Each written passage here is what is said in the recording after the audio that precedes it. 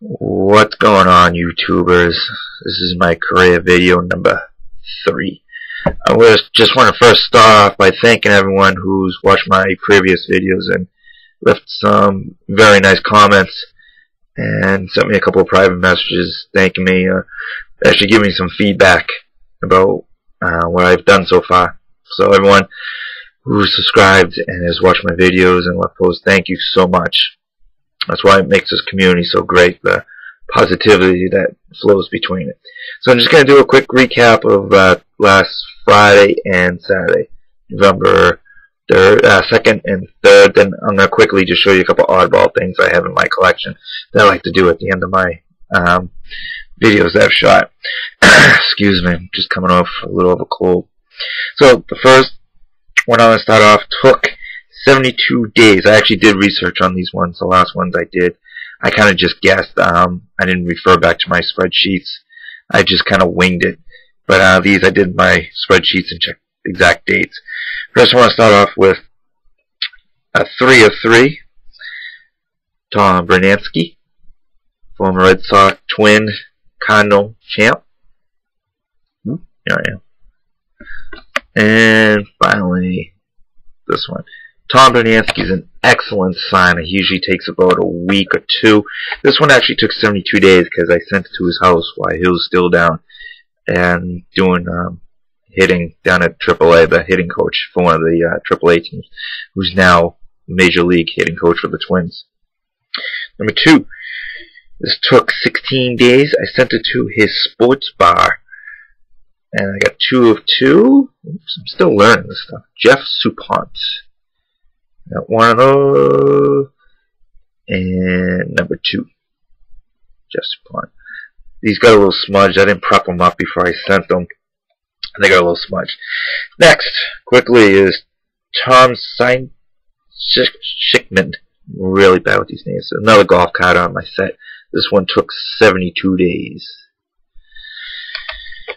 Next, this one took 64 days. His former pitcher, Jeff Russell. 1 and 2. Next, this one took 270 days. I sent it to the spring training for the Detroit Tigers, Ramon Santiago. So I guess he's catching up with his mail after the season's ended. Next, this is a football success. Took 56 days. Former Houston Oiler kicker Al Del Greco. Really weird, sloppy signature, but still counts. And finally, this came in on Saturday, November 4th. November 3rd. This is a weird one.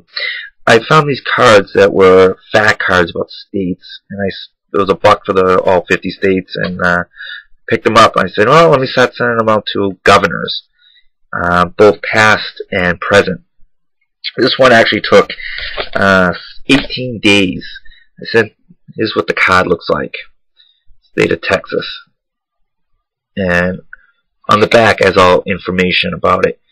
And as you can see, it's signed by Governor Rick Perry, which I checked it out. It doesn't match what's already on Star Tiger, but it kind of looks like an auto pen. But the weird thing about this is he signed the back of my envelope, and it looks completely different. And he wrote, "Move to Texas, Andy. You'll get to keep more of what you've earned. RP." So if you look, let me hold it up. Let's see if I can position this good. Oh, come on, buddy.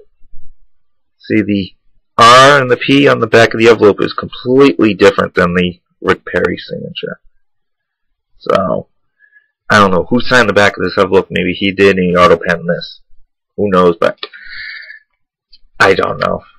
It's not a big deal, but I guess I'm moving to Texas near Boss.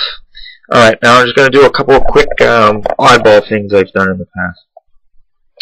This first one is I sent out wiffle balls as a little something oddball. This is the first one I sent out. I got 3 of them to show you. And I mess up this guy's name every single time, but I got this a few years ago.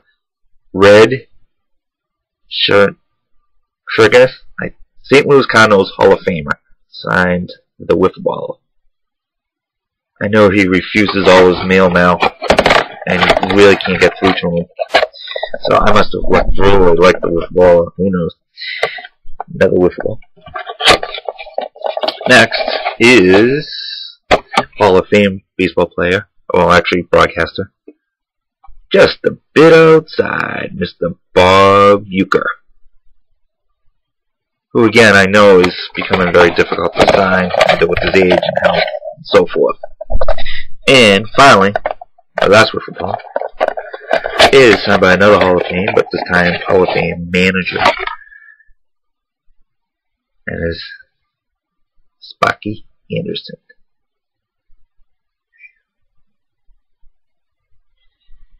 And finally, for my last oddball thing, I am going to show you. This guy is a former football player, and he made more famous for his off-the-field stuff during the 1990s. And you're going to recognize this photo, hopefully right off the bat for you older generation. You youngsters might not notice it, but I'm going to show you. I keep this up on my wall as a nice talking piece. The white Bronco, chased by LAPD, and it's signed by Al Collins, driving the white getaway Bronco for O.J. Simpson.